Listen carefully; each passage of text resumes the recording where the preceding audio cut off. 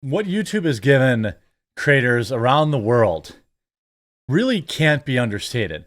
I know that we all push back against the censorship and some of the decisions they make to crush small channels and crush news channels. And really, YouTube nowadays is, of course, referred to as ThemTube. It's no longer YouTube. It's difficult to find unique content from individuals who aren't bought and paid for. It's difficult to find news channels that aren't Fox or CNN. There's a whole slew of problems with YouTube. However, it still gave me the opportunity to meet you. It gave me the opportunity to grow my channel to such a point in which I could get a deal with Rumble for a daily live stream at 1 Eastern, which I really hope you'll tune into. I prefer you download the Rumble app, follow the quartering, and watch us over there. But if you're a YouTube-only viewer, you can always watch on Quartercast on YouTube. It's most important that you tune in. Obviously, Rumble, I would love for you to watch there, but we're doing good. Almost 300,000 followers on Rumble. Download the app. Give free speech a chance. YouTube now makes very few positive changes. I suppose the last good one was maybe them allowing us to be monetized to talk about the COOF, which CNN, MSNBC, and literally everyone else was monetized for the duration of the lockdowns and all this kind of stuff. They have relaxed some censorship stuff. And I have to admit that my channel, for the most part, yes, there are silly rules that I have to follow, or I do these silly word swap outs, which one day I truly hope to be large enough to just make my videos for Rumble only and not worry about YouTube, burying my channel. But it's still important. Most people are still here. The CEO here, Neil Mohan, made one of the most bizarre statements imaginable, claiming that YouTube is a bastion for free speech. YouTube claims to champion free speech expression, yet it enforces selective silencing while mainstream outlets remain unscathed. This is via reclaimthenet.org. Always doing great work. That's what I'm talking about. Like, there's a sudden push now for everyone to say they're free speech. Rumble and Signal, probably some of the first and biggest free speech proponents. Then X came along and was freer speech. I wouldn't call it free speech. You have Gab before X was free speech. But YouTube has never been called nobody ever has thought that YouTube was a free speech platform. I mean, like, nobody in history. If you believe Neil Mohan, YouTube's new CEO, the platform is a modern-day agora, a self-described bastion of free speech, where the world's most pressing debates thrive. Though just because it's an open platform does not mean anything goes, Mohan told the Financial Times. In the last week, translation, free speech is alive and well until it isn't. Because on YouTube, the marketplace of ideas comes with a bouncer, a velvet rope, and an ever-expanding list of banned words and topics. Again, links in the description. Please download the Rumble app. At least watch my live stream there. It's live every day at 1 Eastern. You can obviously watch it if you're not around at that time later. Or if you're YouTube only, trying to get Quartercast up to 100,000 subscribers. We're trying to grow the show to 10,000 concurrent viewers. By April, I think we can do it. We're at about 72 to 7,500 a day right now. With your help, we can get there. This month, YouTube is eager to remind everyone it's, quote, committed to free expression.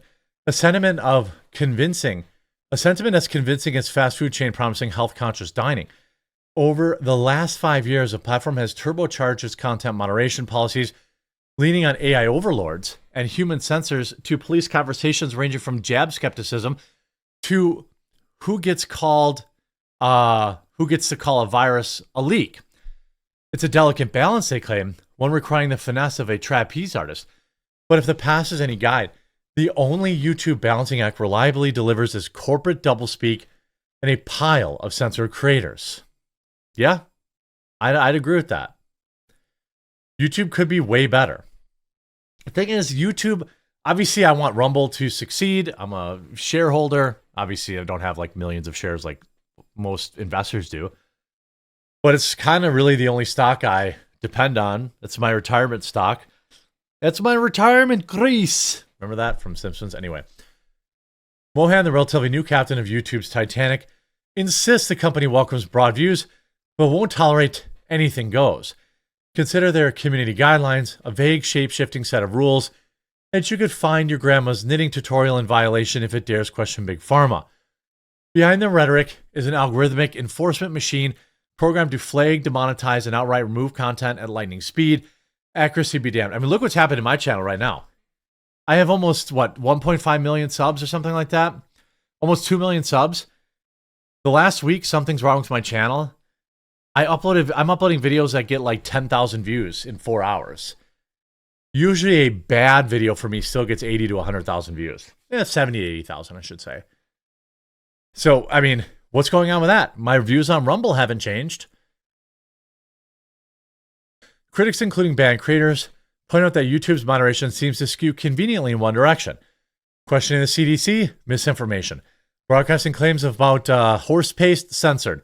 But when the mainstream outlets gets caught peddling unverified or downright wrong information, it's business as usual. Of course, nothing showcases YouTube's free speech schizophrenia better than its policies around the coof. To combat, quote, medical misinformation, the platform instituted a strict purge of dissenting voices, silencing everyone from epidemiologists to concerned moms armed with anecdotal evidence and Facebook memes.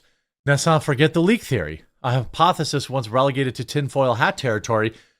When early adopters of the theory dared post about it, their content was struck down faster than you could save gain and function research. Fast forward to a couple years, and the lab leak is now a credible hypothesis, endorsed by experts, even government agencies. Oops, you don't expect an apology or even an acknowledgement from YouTube for playing arbiter of acceptable science. They've quietly updated policies and moved on, leaving censored creators wondering why their information turned out to be, well, information. And never forget to, who was banned and never reinstated. That's the thing that, Facebook's doing. The Facebook's doing that, oh, we're free speech now. Okay, are you going to unban the thousands of people that you banned when you weren't free speech? Don't think so. Wouldn't expect it. Advertiser-friendly speech only. The real driver of YouTube's overzealous content policing, of course, is money. Back in 2017, a wave of advertiser boycotts over controversial content sent the platform scrambling. The solution, stricter guidelines are needed to ensure only that the most sanitized brand-safe content remains. Now, what they should have done is told the advertisers to go pound sand because YouTube's the one with the audience. You know, YouTube should have said, hey, we have the audience. Fine, don't advertise here. Fine, don't advertise here. We're good. We're good. We'll just sell advertising to your competitors. Mohan's lofty rhetoric about fostering broad views might play well in interviews, but the reality on the ground is clear. YouTube's commitment to free speech is as reliable as a political campaign promise.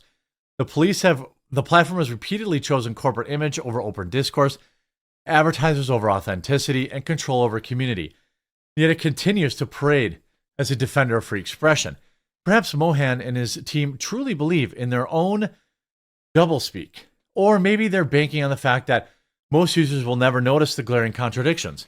Either way, YouTube's hypocrisy isn't an accident, it's a business model. This time next year, you'll hear Neil Mohan wax poetic about free speech. Remember this. On YouTube, freedom comes with conditions. The only real winners are the ones writing the checks. Now, look, here's the actual interview, too, we're going to take a look at. I understand that advertisers don't want to be on, certain kinds of content. I get it. When I get a video demonetized and I'm covering something terrible, like let's say what happened in New Orleans or what happened at Trump Tower, I don't get mad about that. I get mad when, I get demonetized on videos that have nothing to do with that and are totally normal. I get mad when I get told that I can't respond to YouTube channel videos unless they're bigger than mine. YouTube, which Mohan now runs, generates $50 billion of revenue for Alphabet. It is developed from hosting amateur clips to a hub for streaming music, cable TV subscriptions, live sports, and a lucrative profit-sharing platform for creators, such as online influencers and their hundreds of millions of Gen Z fans. I'm really bullish on the future of YouTube. We're still in the first or second inning, Mohan said in an interview at San Bruno headquarters, 15 minutes north of where YouTube was founded. We haven't even touched the tip of the iceberg and what we'll be able to do with technologies like generative AI. Well, you know what they're going to do with generative AI, right? They're going to cut out creators. Like, you get that, right? Generative AI is going to be used to replace creators. We already saw, dead internet theory. We saw Instagram, Facebook, everybody else. No, Instagram and Facebook rolled out fake influencers that are AI. What do you think YouTube's going to do? They're going to flood the zone with fake influencers. Then they're going to artificially promote their content, and they're going to replace people like me. I've said this openly. Like this year, late 2024 was the first time I started taking my retirement seriously. I have been, the money that comes in from YouTube, I use to first pay my employees, and second to pay down debts. So I pay off my mortgage. I do like triple mortgage payments or quadruple mortgage payments if I have a really good month. Because I know that YouTube isn't long for this future. But once I saw the writing on the wall about AI, I knew that I was going to be replaced. And that I probably only have 2 to 3 years left at most before most new viewers are just forced into AI content. And most of them won't even be able to tell the difference. That's why YouTube's excited. Because they no longer have to split 30% of the profit with me. They'll put it on some big-chested fake AI individual who suddenly knows all of the memes and knows gamer culture and knows all this kind of stuff. That's what he's bragging about here. That's what he's actually excited about. He's bragging about, the tip of the iceberg. The iceberg is replacing individual content creators with AI creators. This is not anything new. It's a sad, sad truth, but it's the truth for video content going forward. All I can do is continue to provide as much content as I can. Maybe I'll get fake implants for you guys or something like that. But, dark times are coming for content creators. AI is a thing that these people, we saw it in journalism. Kotaku and all these places, just replacing writers with ChatGPT articles.